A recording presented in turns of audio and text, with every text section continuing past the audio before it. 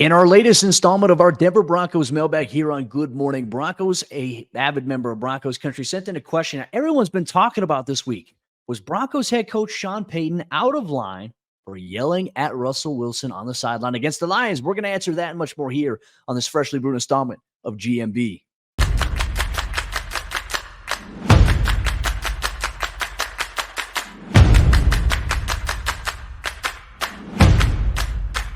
What's up, Broncos country? Welcome into a freshly brewed installment of GMB here on Mile High Sports YouTube page. Mile High Sports is every team, every day for all your favorite up-to-date information on what's going on with your favorite Colorado sports teams, including the Denver Broncos, the Denver Nuggets, Colorado Avalanche, and Colorado Rockies. Make sure you check out milehighsports.com every single day. GMB is available for you here every single weekday, Monday through Friday, 9 o'clock a.m.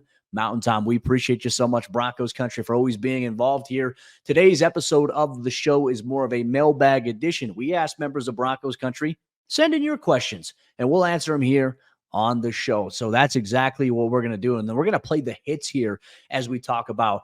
And the one talking point so far throughout this week is the Broncos get ready to return to practice today at the Centura Training Center as they prepare for a Christmas Eve potential snowy game against the New England Patriots this upcoming Sunday.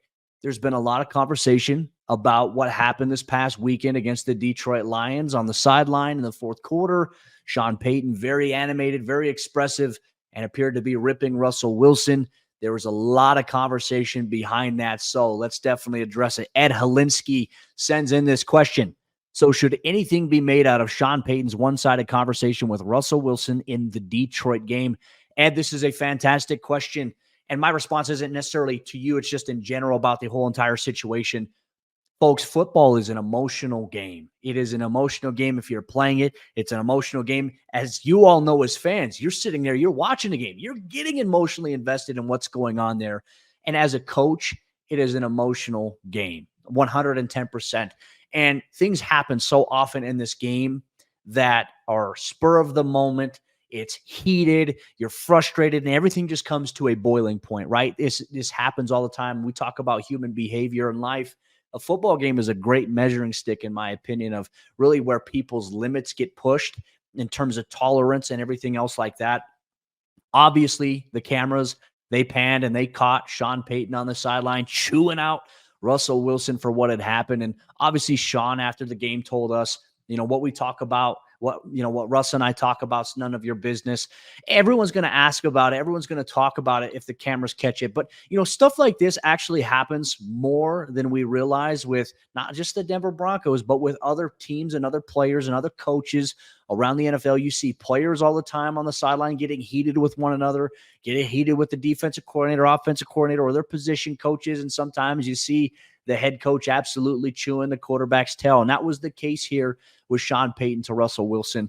And look, is it a great look? Maybe not the greatest, right? But this is football. This is emotion. And I could tell you this as part of teams that I've been on as a player, as teams that I've coached. I've had coaches chew my ass. I've had coaches grab me by the face mask, pull me closer, scream at me. I've had coaches essentially yell and scream so much that they're spitting at you.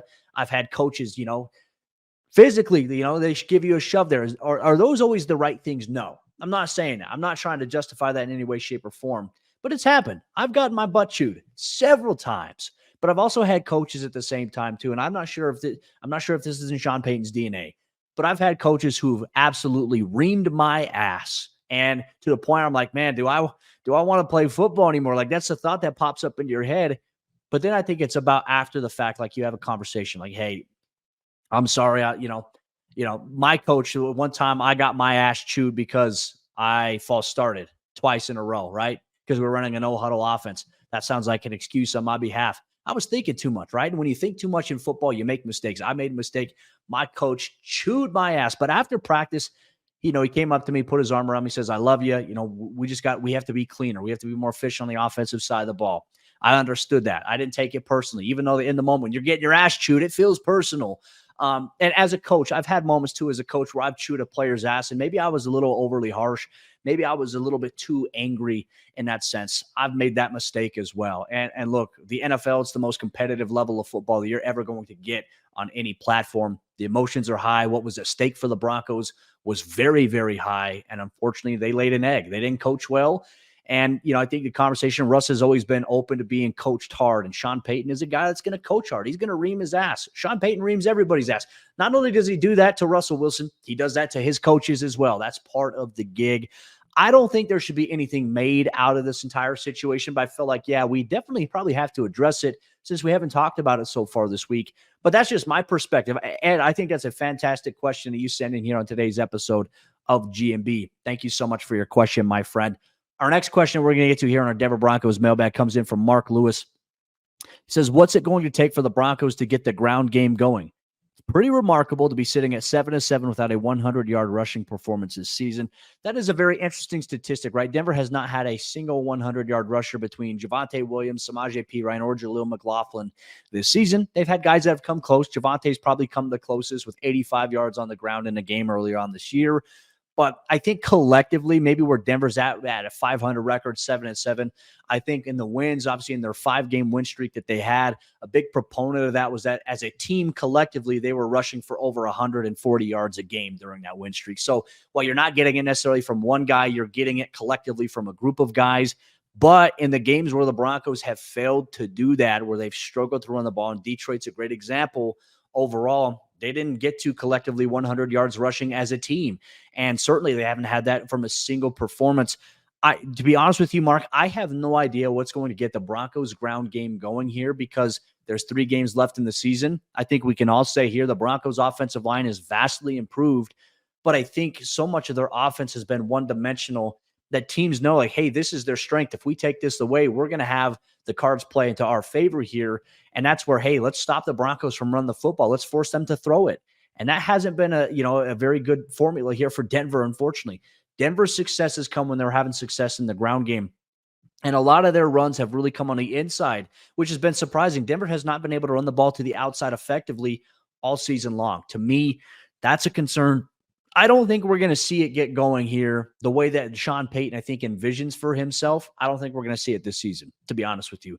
I think we're going to have to see it next season. There's going to have to be some schematic changes, but because the Broncos have no intermediate passing game, teams know, hey, if we can stop the run, we're going to force Russell Wilson to throw it short behind the sticks and try to have a receiver or running back get yards after the catch, or they're going to take the deep shot downfield.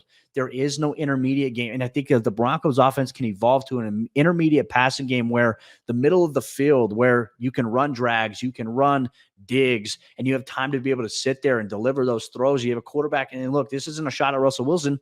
He's just not tall enough to see over the line of scrimmage, to be able to see the middle of the field consistently, especially with the NFL playing those 2 high safety looks traditionally now.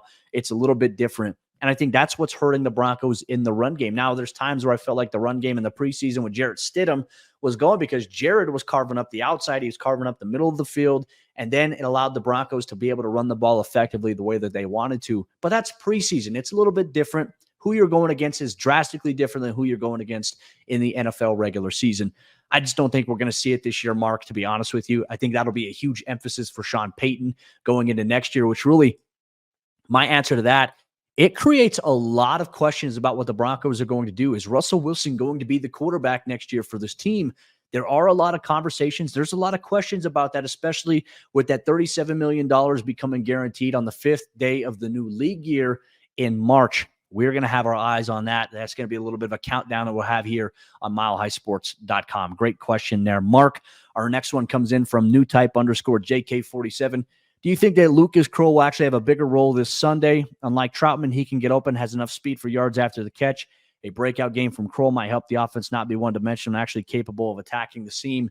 So much is contingent upon what New England's going to do. I mean, you look at, they got Jabril Peppers on the back end. They got Kyle Duggars playing pretty good at the cornerback position. I don't know if J.C. Jackson's going to play for them this week. He's had a very rough season from a personal standpoint. I know that's been a conversation in the New England media. He's been a game day inactive at times. They obviously have some other cornerbacks there that, get into the mix here. But overall, I don't know if he'll have a bigger role. There was a play, obviously, he went to go make a catch against the Detroit Lions. Fans were all over him for some reason. He went up to go high point it, and the DB for, I think it was Melifonwu, if I'm not mistaken, DB for the Detroit Lions just did a fantastic job of timing it and punching it. By the moment it hits his hands and he goes to grab it, the DB punched through it and knocked it away. Fans were jumping all over Lucas Kroll. I'm like, that's not like realistic. Like, Lucas was going to make the play. The DB made a better play there. I don't know what more people want from Lucas. It's not like he's got stick 'em where it's like catch it. And no matter how hard the DB punches, the ball's not going to come out. Great play by a defensive back. I would know because I played defensive back and I coached it. We would have been hyped up in the film room for that play there by Melifonwu. But to be honest with you, as long as the Broncos do not have an intermediate passing game, I don't know, unless you're running Lucas Kroll on those wheel routes where, hey, against the Buffalo Bills, it was wide open. Would have been a touchdown if Russ would have saw that. Sean kind of chewed his butt out for that one as well. Like, hey, hit the seam. You might be able to do that, but you're not going to be able to do it in the middle of the field. I just don't think that's in the books here for Denver's offense in these 3 games remaining. But that is a fantastic question. We do have a few more questions we are going to get to here for members of Broncos Country on today's episode of the Mailbag. Real quick, let me tell you about our friends over there at Superbook Sports, the sponsor of today's episode, GMB. Win a trip to the biggest football game of the year, courtesy of Superbook Sports. Superbook will fly you and a friend to Las Vegas for February's championship game. They will also give you 2 tickets to the game plus a 3-night hotel stay. And all you have to do is place a $25 same-game parlay between now and January 7th, and you're automatically entered to win. So wager and win a super trip to Las Vegas, courtesy of Superbook Sports. Visit superbook.com for terms and conditions. If you have a gambling problem, call 1-800-GAMBLER. What's up, guys? Kim Becker here with Mile High Sports. Make sure you guys are following us on social media so that you never miss a Mile High Sports daily. Monday through Friday morning, we'll post a video hosted by me catching you up on everything you need to know when it comes to sports right here in the Mile High State. TikTok, Twitter, Instagram, Facebook, YouTube, you name it, we're there, and we've got you covered for everything Colorado sports. Every team, every day here at Mile High Sports. Continuing on with our Broncos Country Mailbag, we move on to Dylan. Gemmo on Twitter says, what is your favorite Denver Bronco memory? Sorry if this has been asked a lot. This hasn't been asked a lot. This is a great question. Kind of a nice little reminder to go back. I mean, so much of it depends, Dylan, on, what you value growing up. Now, for me as a young kid growing up, my grandparents, they raised me to be a Broncos fan. The moment I transitioned to becoming a media member, you have to separate that fandom. You can't be, actively covering the team and then rooting and cheering for them.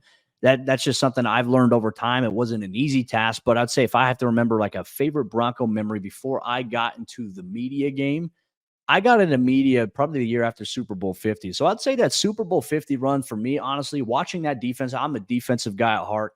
Watching that defense dominate the way that they did all season long. And then in that AFC Championship game against Tom Brady, the level of dominance that they had, even though it was a back and forth barn burner there, Super Bowl 50, that was truly a special time, I think, for me as someone who loved football, who was coaching and was also playing in 2015 as that was going on there before I ever got into media.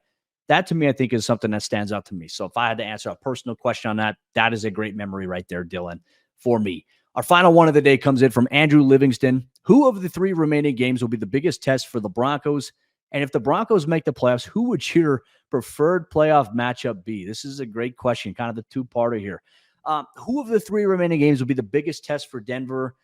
Well, I think part of that is this week against the Patriots, but then also I want to say the Las Vegas Raiders. I mean, Aiden O'Connell's playing pretty well. They just lit up the Chargers, dropped 63 points after, scoring 0 points against the Minnesota Vikings a few weeks ago. We could dive into that, another time here. But I think with the Raiders defense and how good that they're playing right now, how aggressive that they're playing, Max Crosby is obviously a force. That game worries me a little bit, but I would say the most important game right now is going to be Sunday's game against the Patriots. The Patriots have a very good defense, probably the best defense they'll face out of those final 3 teams remaining is going to be in New England here. And they're going to test the Broncos. And if the offense continues to struggle and is one-dimensional, they could end their playoff hopes here this upcoming Sunday on Christmas Eve. If the Broncos somehow win these next 3 games, Andrew, and they go on to make it in the postseason with a little bit of help from somebody else inside the AFC on these a couple of the games that some teams above them are going to be facing here, who'd the preferred playoff matchup be? This is a great question here. Part of me wants to say the Jaguars would be one for Denver to keep an eye on. Part of me would also say Kansas City a little bit. I think Kansas City, they're struggling this year. Yeah, they won against the Patriots 27-17 this past weekend, but Kansas City is not of the same allure that they were last year, 2 years ago. They're going through the wide variety of ups and downs here. And look, Patrick Mahomes, as great as he is and as great as Travis Kelce is, those two guys cannot do it alone. Obviously, if they have success in the run game, to me, I think, that hasn't been there consistently enough. Obviously, Isaiah Pacheco has been dealing with an injury, should be returning at some point. I think if Denver were to get in the postseason and draw a matchup with the Chiefs or the Jaguars, I think those would be a little bit more favorable for Denver. I don't think a matchup against the Miami Dolphins would help at all. I think that would be one of the worst case scenarios for Denver. Baltimore would be a rough case scenario here for the Broncos as well. Those teams right there probably, don't want that. And even if somehow, let's say Buffalo, there's some way to match up with Buffalo. I think Buffalo's finding a way to play better right now than they were when Denver played them on Monday Night Football. That's a scary team. I think regardless of what would happen if Denver made it in the postseason, I think it would be a success. Look, you obviously want to win in the playoffs, but I don't think Denver's there yet. I think they're building toward that. So to me, that would be my answer to your question, Andrew. And with that said, Broncos country, appreciate you so much for sending in your questions, your thoughts, and as always, interacting with us here on Mile High Sports on our YouTube page. Subscribe so you never miss out on what's going on with your favorite Colorado sports teams. If you're a Denver Broncos fan, you should be making this part of your appointment listening Monday through Friday, 9 o'clock a.m. Mountain Time. We'll be back tomorrow. We'll have some practice insight from Dove Valley as the Broncos prepare for the New England Patriots. We'll give you the latest on the injury report and much more. You're going to get all that in tomorrow's brand new installment of GMB.